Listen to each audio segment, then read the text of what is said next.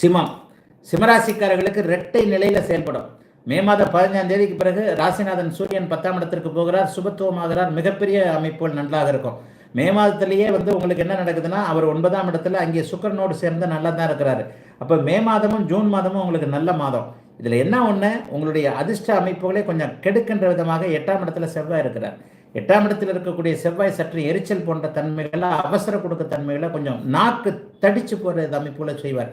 என்ன பண்ணுவார்னா, வார்த்தையில் சில வித்தியாசங்கள் இப்போது சிம்மராசிக்காரர்களுக்கு வரும்.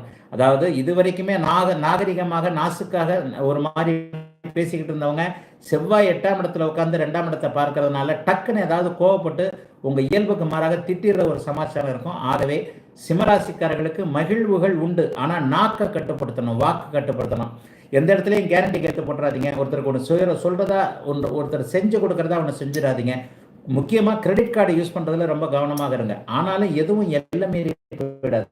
ராசிநாதனுடைய வலு தான் ரொம்ப முதல்ல முக்கியம். ராஜயோகாதிபதியாகிய செவ்வாய் 8ஆம் இடத்தில் மறைந்து ராகுவோடு சேர்ந்து பாவத்துவத்தை அடைந்திருந்தாலும் கூட 9ஆம் இடத்துல ஆரம்பத்தில் முதல் 15 நாட்களுக்கு ராசிநாதன் சூரியன் உச்சத்தை அடைந்திருப்பதும், பிற்பகுதி 15 நாட்கள் அப்படியே 10ஆம் இடத்துல அருமையாக சுபத்துவத்தை குருவோடு சேர்ந்திருக்கிறது மிகப்பெரிய யோகம்.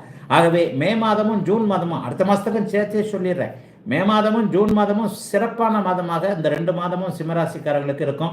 ஆனால் செவ்வாயின் அமைப்பு நன்றாக இல்லாததால் ரியல் எஸ்டேட் போன்ற தொழில் அமைப்புகளோடு தொடர்பு கொண்டவர்கள், மருத்துவம், விளையாட்டு, அதிகாரம், கட்டிடம், நெருப்பு போன்ற அமைப்புகளோடு தொடர்பு கொண்டிருக்கின்ற பூமிக்காரகன் ஆகிய ரியல் எஸ்டேட் மாதிரியான விஷயங்கள் இருக்கிறவங்களுக்கு ஒரு மாதத்துக்கு பண வரவு உன்னப்படி என்னப்படின்னு இருக்கும்.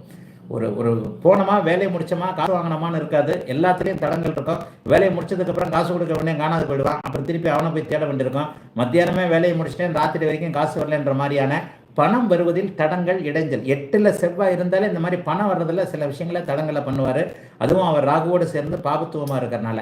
இதை தவிர்த்து சிம்மராசிக்காரர்களுக்கு அந்தஸ்து, கௌரவம் போன்றவைகள் உயரக்கூடிய நல்லவைகள் உண்டு. மே மாதம் 15ஆம் தேதிக்கு பிறகு பதவி உயர்வு, சம்பள உயர்வு எல்லாமே உண்டு. சமூக ஊடகங்களில் சிம்மராசிக்காரர்கள் தனித்து தெரியக்கூடிய அமைப்புகள், பேரெடுக்கக்கூடிய அமைப்புகள்லாம் உண்டு.